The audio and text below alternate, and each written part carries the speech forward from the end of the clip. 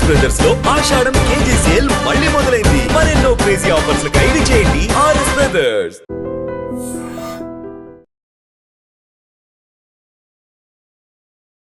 సాధారణంగా బరువైన వస్తువు నీటిలో వేస్తే వెంటనే మునిగిపోతూ ఉంటుంది. కానీ యూపీలోని ఘాజీపూర్లో మాత్రం ఒక వింత సంఘటన. నదిలో ఒక భారీ రాయి తేలుతూ ఉండటంతో అది గమనించిన స్థానికులు వింతగాను ఆశ్చర్యంగాను దాన్ని చూస్తూనే పూజలు చేయటం మొదలుపెట్టారు. ఎస్, నదిలో ఇంత భారీ బరువున్నటువంటి రాయి మునగకుండా తేలుతూ ఉంది కాబట్టి ఇది రామసేతు నిర్మాణానికి సంబంధించినటువంటి రాయే అంటూ భక్తి భావాన్ని ప్రదర్శిస్తున్నారు. అంతేకాదు ఆ భారీ రాయికి ఆంజనేయ స్వామి చిత్రపటం ఉన్నటువంటి ఒక ఫ్రేమ్ను కూడా దానికి కట్టి అక్కడి నుంచి ప్రతి మహిళ కూడా పూజలు చేయటం మొదలుపెట్టారు. జై శ్రీరామ్ నినాదాలతో ఆ ప్రాంతం అంతా మారుమ్రోగిస్తున్నారు. ఇది జనరల్గా మనం చాలా చాలా వింత ఘటనలు చూస్తూ ఉంటాం. ఎందుకు వింత అంటే కొన్ని నమ్మలేనివి అంటే ఆశ్చర్యానికి గురైనటువంటి విషయాలు చూసినప్పుడు దాని మీద ఒక విశ్లేషణ కొనసాగించే లోపే, సైంటిఫిక్ రీజన్స్ వెతుక్కునే లోపే కొంతమందిలో ఒక నమ్మకం బలపడుతుంది. ఆ నమ్మకం కాస్త ఒకరి నుంచి మరొకరికి వ్యాప్తి చెంది అక్కడ ఆ వింతకు సంబంధించి అందులో ఒక నమ్మకాన్ని భక్తిని కూడా వెతుక్కునే పరిస్థితులు ఉంటాయి.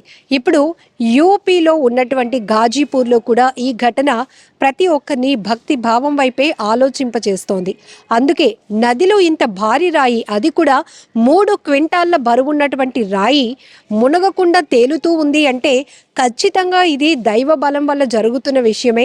ఇది ఒక ఆధ్యాత్మికానికి సంబంధించినటువంటి రాయిగానే వారంతా కూడా భావిస్తూ అక్కడ పూజలు చేయటం మొదలుపెట్టారు. భక్తి అనేది సాధారణంగా మనకు నమ్మకానికి సంబంధించినటువంటి విషయం.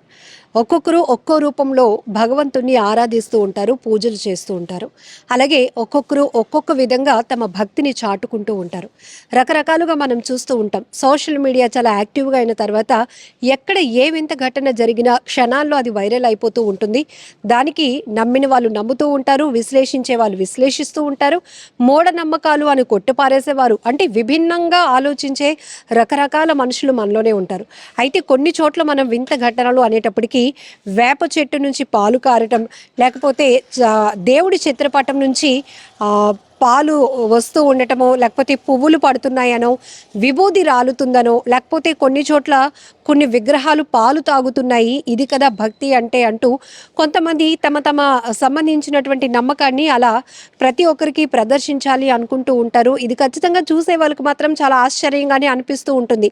కానీ అక్కడ ఉన్నటువంటి సైంటిఫిక్ రీజన్స్ మాత్రం కొంతమంది మాత్రమే దాన్ని కనిపెట్టగలుగుతారు.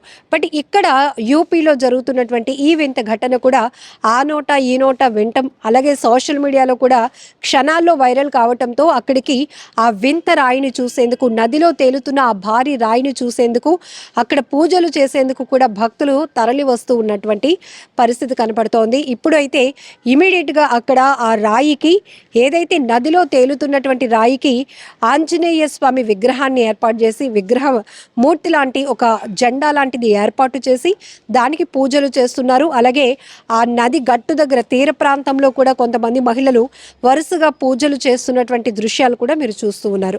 సో ఇలా మనం చాలా చాలా వింత ఘటనలు చూస్తూనే ఉంటాం.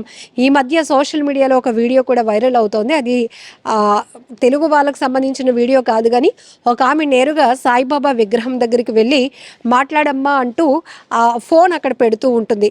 అంటే వాళ్ళల్లో అదొక భక్తి, దేవుడు మనతో మాట్లాడతాడు, మన కష్టాలు వింటాడు అనేది వాళ్ళ అపారమైన భక్తి కావచ్చు. చూసే వాళ్ళకి కొంత ఆశ్చర్యంగా అనిపిస్తూ ఉంటుంది. ఇలా దానిపైన కొన్ని మీమ్స్ కూడా నడుస్తూ ఉన్నాయి.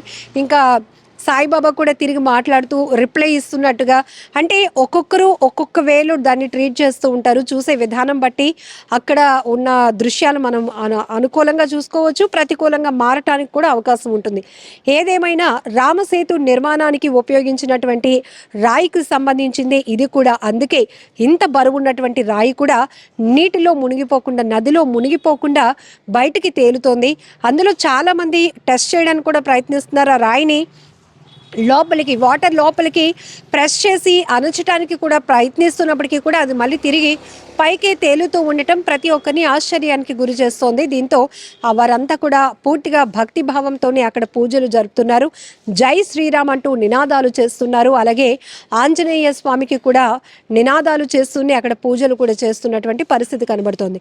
మరి ఈ ఘటనపై మీరు ఏమనుకుంటున్నారో కూడా కామెంట్లో మెన్షన్ చేయండి.